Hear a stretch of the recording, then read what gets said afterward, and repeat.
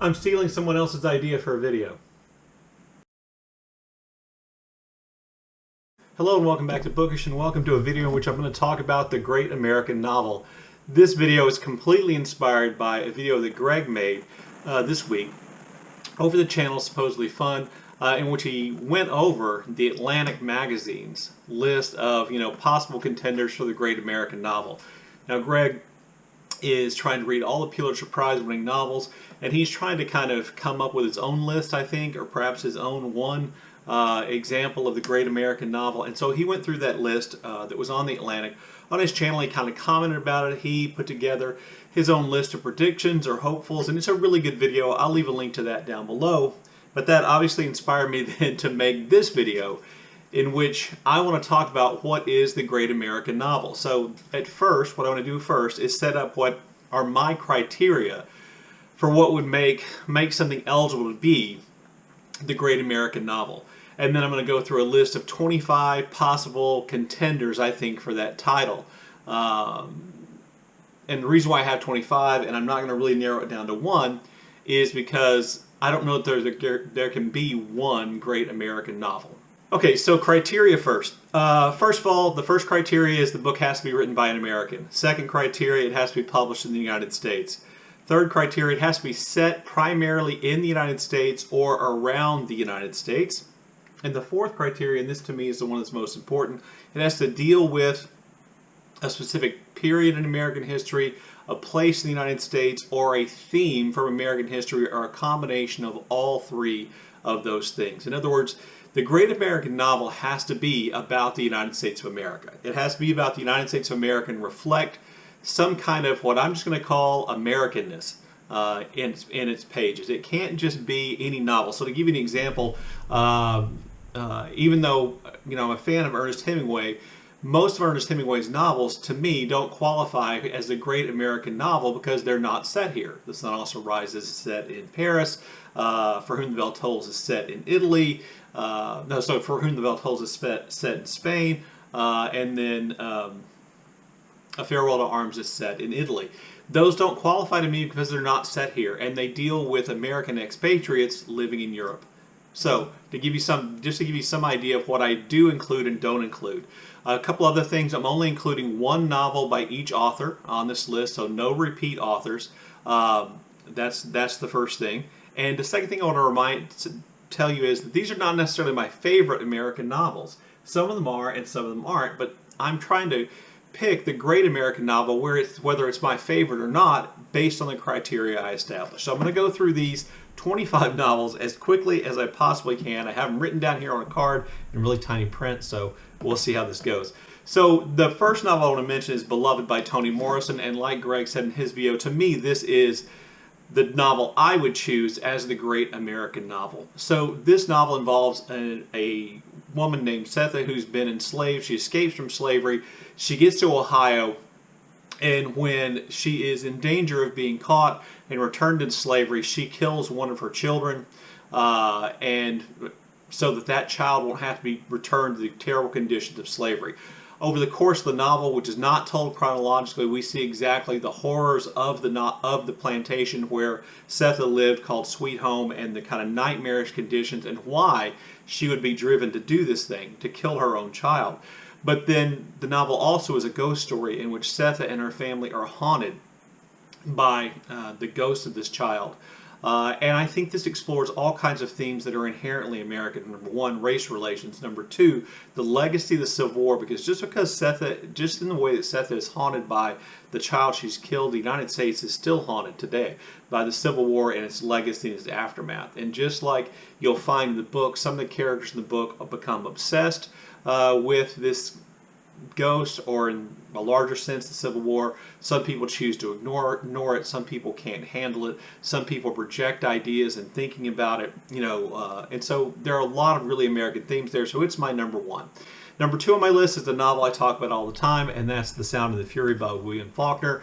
This is a notoriously difficult book to read, but I think it is really worth the effort and really rewarding. And what it tells really is the decay of a Southern family, of a Mississippi family, from a period in which they were among the elite in Mississippi, before the Civil War to the decay and modernizing Mississippi. And it's told through the decay of the family, through their relationships with one another, through their ideas on and grasp of morality, and it's reflected in 4 different characters' story, and the one that tells the story probably most clearly is Dilsey, who is the black maid, housekeeper who works for the family.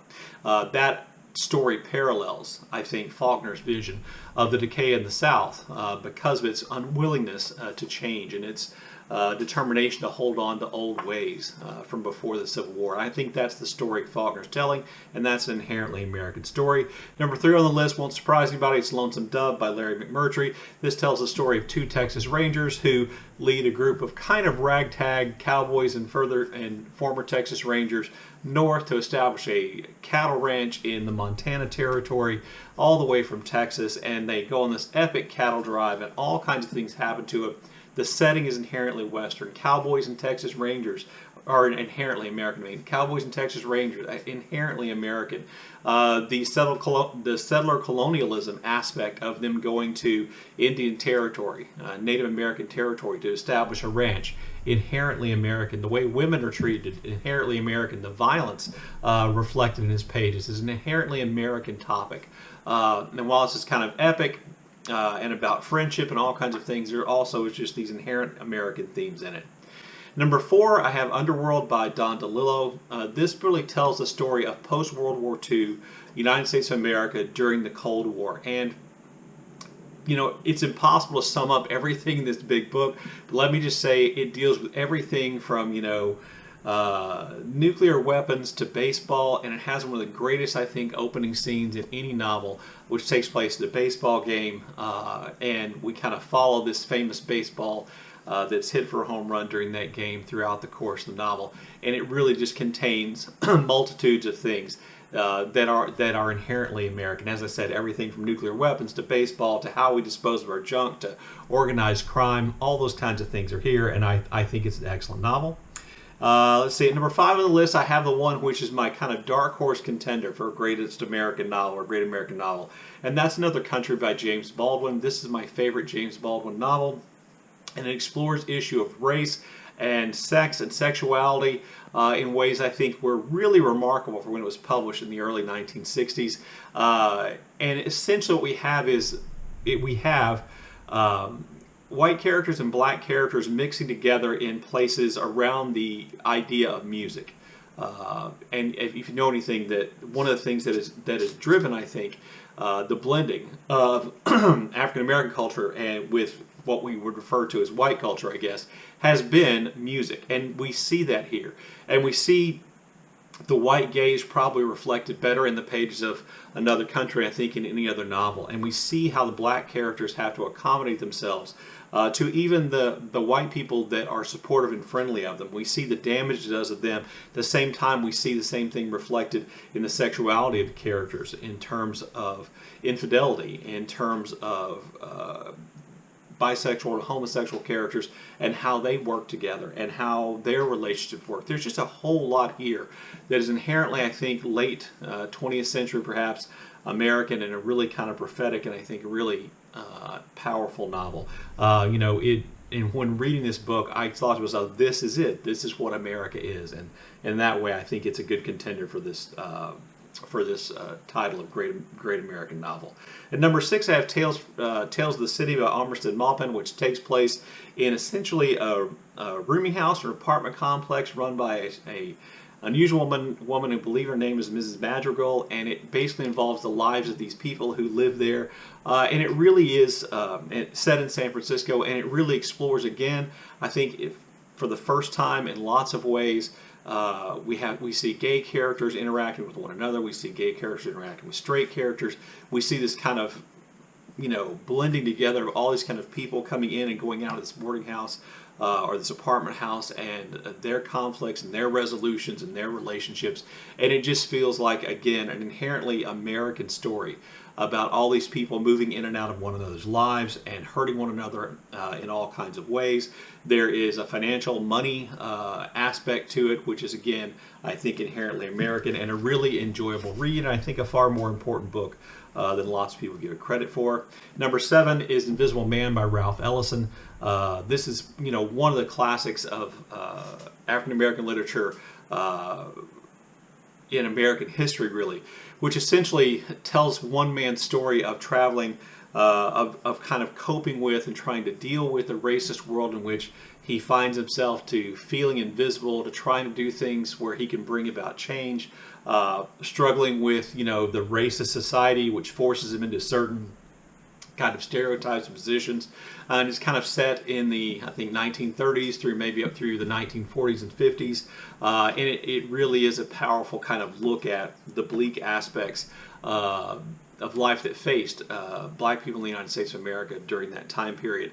It's set in cities and in rural areas, and it kind of encompasses, I think, in lots of ways, all of the United States of America. Number 8 on my list, I do have an Ernest Hemingway book, and this is going to be the Nick Adams stories. So the Nick Adams stories, and I think I want to say there are like, 60 of these. Nick Adams is Ernest Hemingway's kind of alter ego in fiction. And so he does a lot of the things that Hemingway would like to do. Some of the Nick Adams stories, more than a few, involve fishing, for instance, including my favorite of the Nick Adams stories, Big Two-Hearted River 1 and 2. But they also involve his dad, who was a doctor, and his dad treating Native Americans on Native American reservations. And it involves, the violence that exists in the United States of America. It involves kind of changing relationships between men and women in the United States of America during the time. And there's just something inherently American about these stories in a way that lots of other Hemingway work is not. Most of these stories are set in the United States of America. A lot of them are set in Michigan. A lot of them involve American characters who've been damaged by World War II, or who have been damaged by their lack of faith or loss of faith in progress in American society. Just really great stories. Not all of them are great, but I think that they could qualify as a great American novel, even though technically they're not a novel. Number 9 on my list, I have In the Lake of the Woods, which, again, set in Michigan. This is by Tim O'Brien. I chose not to put O'Brien's more directly Vietnam-related novels on the list because, to me, this one captures something far more about the United States of America. It captures the kind of political drive of kind of political nobodies who fashion themselves into someone of importance while, hiding deep, dark secrets about themselves. In this case, those secrets relate to the Vietnam War. It also explores, I think, something that isn't explored very often, or at the time, very often in American literature, and that is the relationship between men and women, and particularly the idea of violence against women, depicted in the pages of a book written by a man in a way which does not try to justify that violence in any way. And it's just kind of this great novel and mysterious, and it employs all kinds of different techniques in its storytelling, which I found to be just really great, and one of the overlooked American classics, I think. Number 10 on my list is a true American classic that nobody, I don't think, would dispute, and that's The Age of Innocence by Edith Wharton. This is set in New York at the end, or around the end of the 19th century, among the wealthy elite. We follow a character named Newland Archer. His name, by the way, I think is just perfect example in lots of ways of kind of Americanism. And he is essentially a young man experiencing the social cultural changes which are taking place in the United States around that time period. Changes in morality, changes in wealth and sources of wealth, changes in concepts about what the relationship between men and women should be, changes in New York society, or in society in general, and particularly as it exists here in the United States. And so I think it's just an inherently American story, and it is one of the most expertly written pieces of writing I've ever read in my life. And number 11, again, probably maybe obviously, I have the USA Trilogy by John Dos Passos.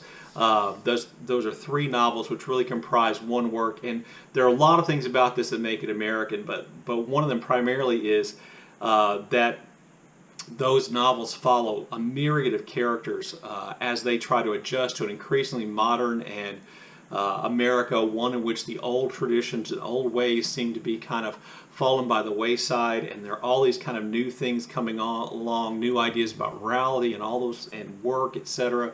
and they're all really captured, I think, really well by Dos Passos, but he is also an innovator in terms of style. He has these kind of camera eye parts where he kind of describes an event or something taking place in American history directly with outside the characters. He has these newsreel sections where we see these news headlines, which I presume are all real, or maybe he made them up, which reflect kind of the time period in which the action is going to take place. It is just a great American novel, great American work, and one I think that is still disturbingly underread. Number 12 on my list, I have A Mice and Men by John Steinbeck. If you watch my channel, you know I'm not a huge fan of John Steinbeck's writing, and when I like it, it's usually in its shortest form. And Of Mice and Men, I think, is a beautiful American novel about two men who are down on their luck, one of whom is mentally handicapped, and how they kind of try to make their way from job to job and place to place. And it ends in tragedy brought about by, you know, flaws and prejudices and things like that. And it is just an inherently beautiful American tragic story. At number 13 on the list, I have Blood Meridian by Cormac McCarthy. I think this is the novel which captures the violence that lies oftentimes at the heart of American society better than any others. If you read it and you see the extreme violence against women, against children, against minority groups, against other people, then I think you see a reflection, whether McCarthy intended or not, of the violence, traditional levels of violence against those groups of people here in the United States. And we see the characters then kind of poised to where they have to make a decision between perhaps what's right and wrong, good or evil, and they oftentimes choose to do the evil thing, even though there is some contest of that here in the book. And I think this, again, reflects in part the sad history of the United States of America. It takes place along the Texas-Mexico border with a group of filibusterers who essentially try to go into Mexico to gain new territory for the United States. They end up basically just killing people for money and then are themselves subject to violence. I think it's a really great novel. I don't think that about all of McCarthy's novels.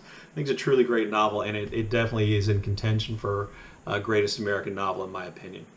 Number 14 on the list, I have another book set in the West, and that's Train Dreams by Denis Johnson. This is an incredibly short novel which, you know, follows essentially the life of one man living kind of out west in kind of pioneer territory, and his relationships and his marriage and the tragedy that occurs and how that affects his life and how his life and the life of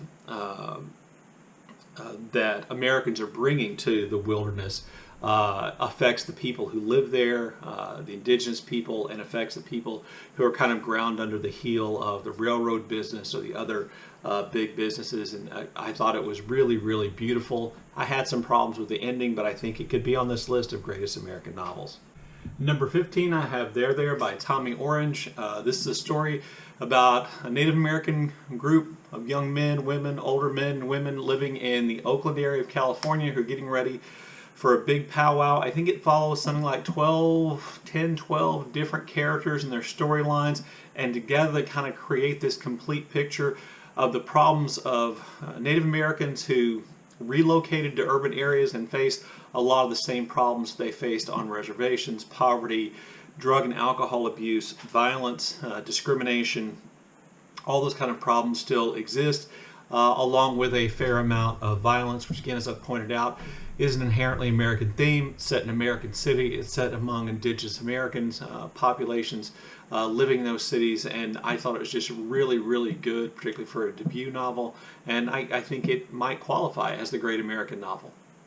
Number 16, I have The Underground Railroad by Colson Whitehead, which I've talked about many times on my channel. This essentially is, again, a story set during the period of slavery in the United States of America, in which a young woman escapes from her plantation where a cruel master has taken over, and she escapes via the Underground Railroad. Whitehead imagines the Underground Railroad as an actual train which runs along underground, and she's going to be taken from station to station on the Underground Railroad on her way to freedom, as represented by the North at the time.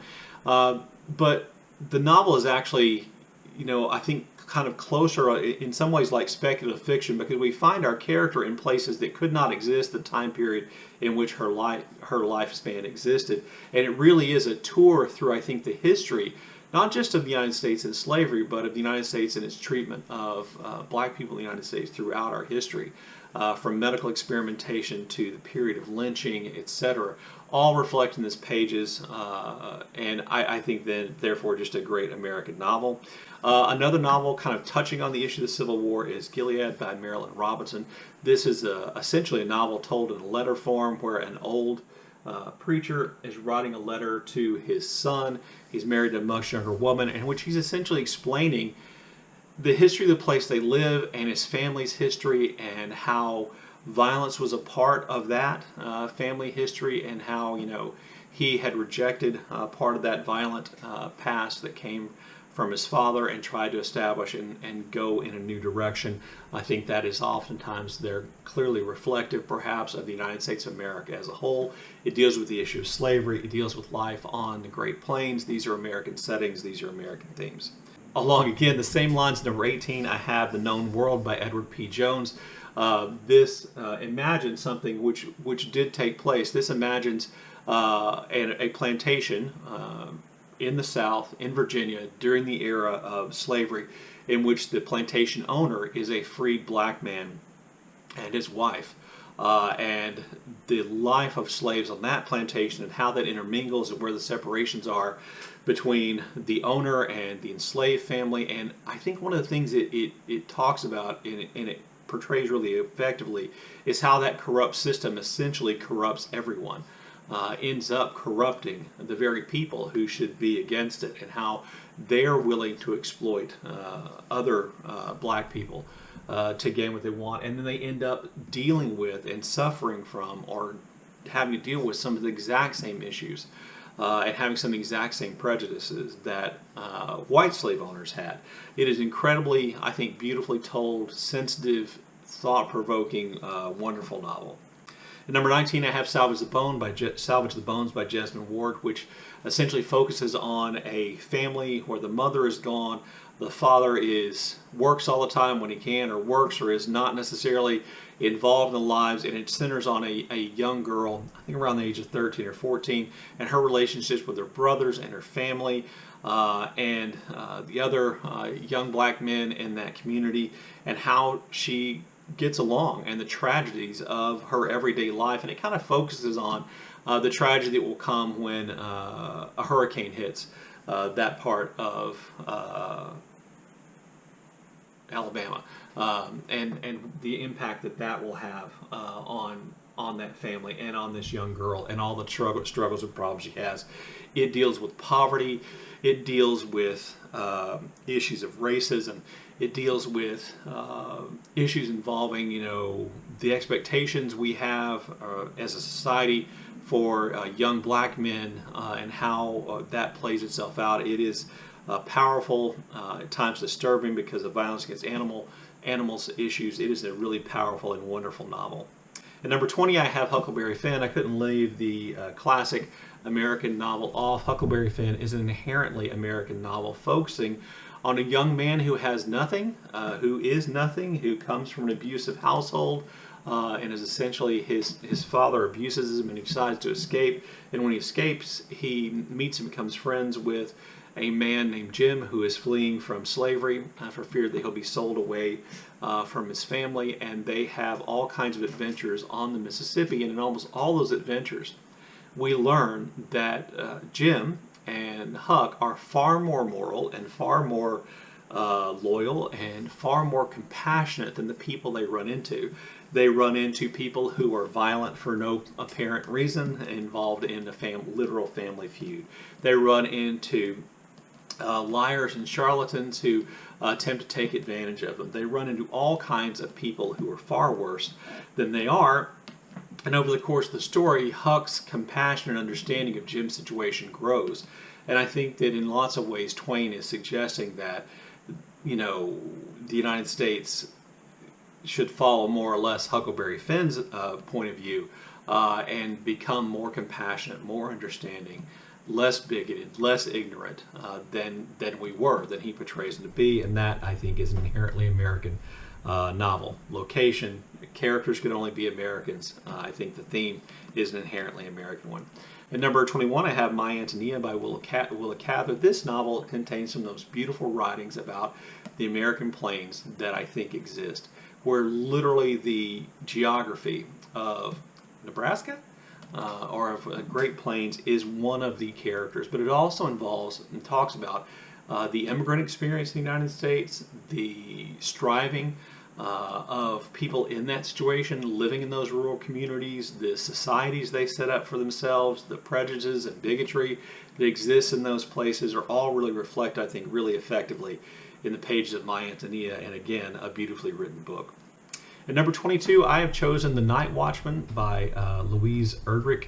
Erdrich has a lot of books that I like more than The Night Watchman, but to me this is the one that is in contention for a great American novel, or greatest American novel, because it really, I think, focuses on the way in which the United States of America has treated its indigenous population, has treated Native Americans, not just in the distant past, but in the more recent past. So there's a lot of history here about the establishment of reservations, and then in attempts to essentially get rid of the reservations, which would have harmed indigenous Americans, Native Americans even more, by essentially taking their land away from them, so they literally would end up with nothing. At the same time, alongside it, Erdrich includes another storyline with anyway, the grandfather's the one who's kind of doing all that and actually testifies before Congress to try to prevent this bill, which would disincorporate more or less the reservations, and it's based kind of, I believe, on Erdrich's own grandfather. But alongside that,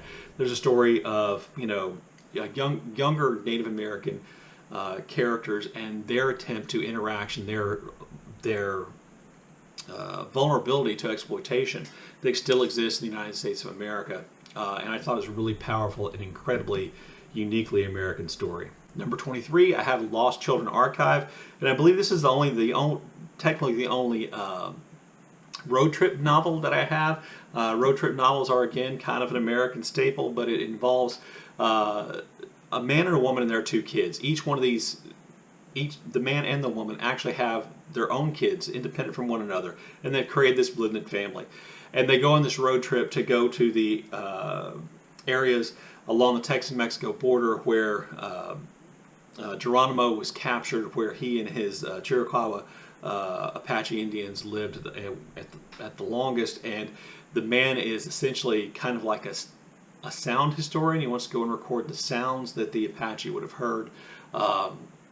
And the woman goes along and brings her child and they're, like I said, they're married. And what we see then is kind of the breakup of this marriage, the effect it has on the kids. At the same time, there's an incredibly powerful story about children crossing the border from Mexico to Texas as unaccompanied minors, and how that works, and the tragedies that take place. And it's also innovative in the way in which the story is told. It really is a great book and one that should be read. Number 24, shouldn't surprise anybody to find that I have The Trees here. The Trees is a satire which looks at history of racism in the United States of America, focusing on lynching and violence that occurs through the lynchers in the present day for lynchings and violence in the past. It is painful in places. It is hysterical in places. It is something that can only take place in the United States of America. I don't think lynching as a form of social, racial control existed anywhere other than the United States of America. And it is just, I think, a brilliant satire in that. There are times where you have to suspend your disbelief a little bit, but it is a really powerful novel, which is at once funny and moving. Number 25 on my list of possible great American novels is the one which most is often referred to as the great American novel, and that's The Great Gatsby, which tells the story of a young man up from nothing who falls in love with a young wealthy woman, goes off to war, comes back, she's married to a rich man, and he is determined to get her back, and he's determined to do that by becoming rich and successful and impressing her with all the things he has. And it is a story about literally grasping for wealth and fame and power and influence, and this woman and the tragedy that ensues and occurs as a result of that. And in that way, I think it is a great example of the great American novel. Anyway, there you go. There are my 25 possible nominees for the great American novel. Really would like for you to include any books you think I missed in the comment section below and leave any other comments you want. And as always, thank you for watching.